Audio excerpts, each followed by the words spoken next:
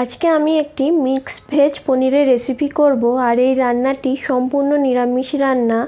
আর এই রান্নায় কিন্তু পেঁয়াজ রসুন একদম যাবে না, নিরামিষ দিনে একদম উপযুক্ত। তো এই রান্নাটি করার জন্য শীতের যাবতীয় যা সবজি পাওয়া যায় সেগুলোই নিয়েছি। আলু, ফুলকপি, বিনস, গাজর, আর এখানে কিছুটা কাজু বাদাম আর চারমগজ জলে ভিজিয়ে রাখলাম। এতে পেস্ট করলে খুব সুন্দর পেস্ট হবে। আর এখানে দুটো মিডিয়াম সাইজের টমেটো, ক্যাপসিকাম, আদা, কাঁচা লঙ্কা নিয়েছি। আর এখানে কিছুটা পনির নিয়েছি। আর এই পনিরটা আমি ঘরেই বানিয়েছি।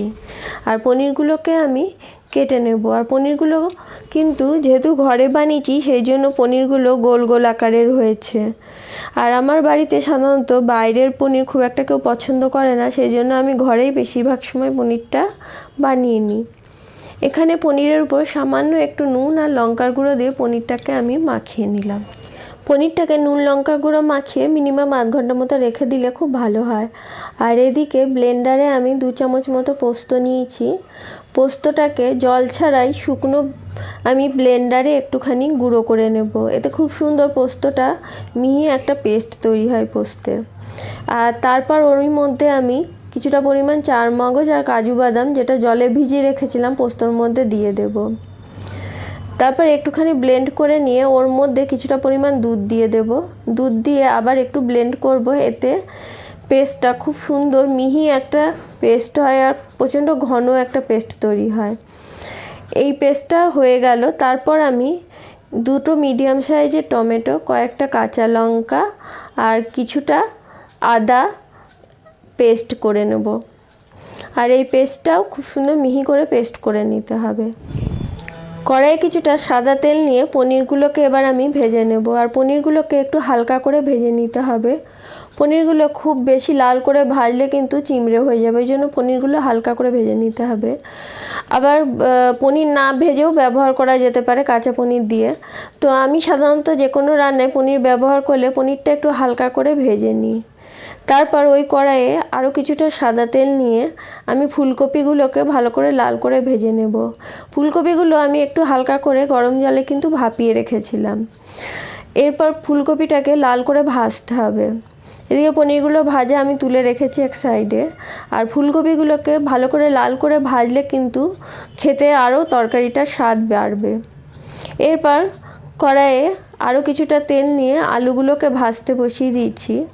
আর যে কোনো সবজি ভাজার সময় একটু ঢেকে ঢেকে ভাজলে কিন্তু খুব তাড়াতাড়ি ভাজাও হয়, সেদ্ধও হয়।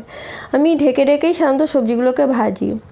তারপর আলুটা যখন লাল হয়ে ভাজা হয়ে যাবে তখন এরপর আমি বিনস আর গাজর দিয়ে দেব। বিনস গাজরটাকে ভালো করে আলুর সাথে ভেজে নিতে হবে। এরপর দিয়ে দিলাম ক্যাপসিকামটা দিয়ে একটুখানি নেড়ে নেব। আর ক্যাপসিকামটা শেষে ব্যবহার করার কারণ হলো ক্যাপসিকামের ক্রাঞ্চি ভাবটা থাকবে। তারপর কিছুটা মটরশুঁটি দিয়ে সবজিগুলোকে একটু ভেজে নিলাম। এরপর সবজিগুলো যখন ভালো করে ভাজা হয়ে যাবে সবজিগুলোকে তুলে আমি রেখে দেব। তারপর সব সবজিগুলোকে ভেজে এক জায়গায় রেখে দিলাম। এরপর কড়াইয়ে আরও কিছুটা সাদা তেল নিয়ে তাতে গোটা গরম মশলা ফোড়ন দিলাম। তারপর একটা গোটা শুকনো লঙ্কা ফোড়ন দিয়েছি। এরপর দিয়ে দেব টমেটো, আদা আর কাঁচা লঙ্কার যে পেস্টটা করেছিলাম সেই পেস্টটা।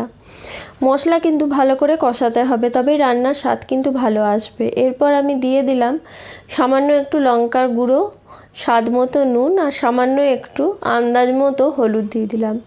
এরপর মশলাটাকে একটু নাড়িয়ে চাড়িয়ে নিলাম। এরপর দিয়ে দেব সামান্য একটু জিরে গুঁড়ো। এই রান্নায় ধনে গুঁড়োর ব্যবহার করার কোনো দরকার নেই। তারপর মশলাটাকে একটু ভালো করে কষিয়ে নিয়ে দিয়ে দেব পোস্ত, চারমগজ আর কাজু বাদামের পেস্টটা। এরপর মিশ্রণটিকে একটু ভালো করে নেড়ে চেড়ে নিব। আর মশলা কষানোর সময় একটু ঢেকে ঢেকে কষালে কিন্তু খুব ভালো হয়।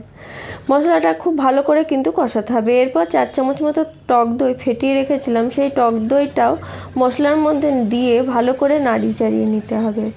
মশলাটা ভালোভাবে কষানো হয়ে গেলে যে সবজিগুলো ভেজে রেখেছিলাম সেই সবজিগুলো মশলার মধ্যে দিয়ে ভালো করে নাড়িয়ে চাড়িয়ে নিতে হবে।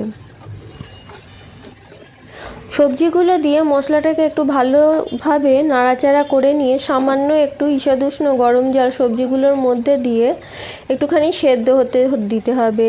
আর সবজিগুলো কিন্তু ভাজার সময় 50% মতো সেদ্ধ হয়ে গেছিলো। ওই ওই 10 মিনিট মতো রাখলে কিন্তু সবজিগুলো খুব সুন্দরভাবে সেদ্ধ হয়ে যাবে। এরপর যে পনিরগুলো ভেজে রেখেছিলাম সেই পনিরগুলো সবজির মধ্যে দিয়ে আমি একটু ভালোভাবে নাড়াচাড়া করে নেব। পনিরগুলো দেওয়ার পর যদি একটু জলের প্রয়োজন হয় তাহলে সামান্য একটু জল দিতে পারেন।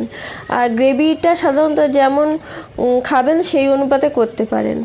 এরপর সামান্য একটু চিনি আর গুঁড়ো গরম মশলা আমি দিয়ে পনিরটাকে ভালো করে নাড়াচাড়া করে নেব। কসুরি মেথিটা হালকা করে একটু গরম করে নিলাম, তারপর ওইটাকে ড্রাই রোস্ট করে পনিরের মধ্যে কসুরি মেথিটাকে আমি দিয়ে দেব। তারপর পনিরটাকে আবার ভালো করে একটু নেড়ে নেব। আর এই মিক্স ভেজ পনিরের রেসিপিটি আমাদের একদম রেডি। আর কড়াই থেকে নামানোর আগে 10 মিনিট গ্যাস বন্ধ করে কড়াইয়ে সবজিটা রেখে দিলে খেতে কিন্তু দ্বিগুণ স্বাদ বাড়ে। আর আমাদের এই মিক্স ভেজ পনিরের রেসিপিটি একদম তৈরি। এর সঙ্গে গরম গরম ফুলকো লুচি খেতে কিন্তু দারুণ লাগে। অবশ্য লুচি ছাড়াও এর সঙ্গে নান, পরোটা, ফ্রাইড রাইস যে কোনো কিছুর সাথে খাওয়া যেতে পারে, তবে ভাতের সাথে খুব একটা ভালো লাগবে না। সাধারণত ময়দার সাথে কিংবা ফ্রাইড রাইস এসবের সঙ্গে কিন্তু এই পনিরের রেসিপিটি খুব সুন্দর লাগবে। তো আমি লুচির সঙ্গেই এই ভেজ পনিরের রেসিপিটি খাবো বলে তৈরি করেছিলাম। আর লুচিগুলো এখানে আমার ভাজা হয়ে গেছে। আর লুচিগুলো প্রত্যেকটা কিন্তু খুব ফুলকো ফুলকো লুচি হয়েছে। লুচিটা সাধারণত আমি ময়দারই বানিয়েছি। আর ময়দাটাকে তেল আর নুন দিয়ে ভালো করে ময়াম দিয়ে গরম জল দিয়ে সেনেছিলাম। আর লুচিটা খেতেও কিন্তু খুব নরম হয়েছিল। আর এদিকে আমি গরম গরম মিক্স ভেজ পনিরের তরকারির সঙ্গে লুচিগুলো সার্ভ করলাম। আর খেতেও কিন্তু দারুণ লাগে। আমার এই রেসিপিটি যদি আপনাদের ভালো লাগে অবশ্যই কমেন্ট করে জানিয়েন। আর আপনারাও যদি কেউ এইভাবে এই মিক্স ভেজ পনিরের রেসিপিটি করেন সেটাও অবশ্যই জানিয়েন। ধন্যবাদ বন্ধুরা।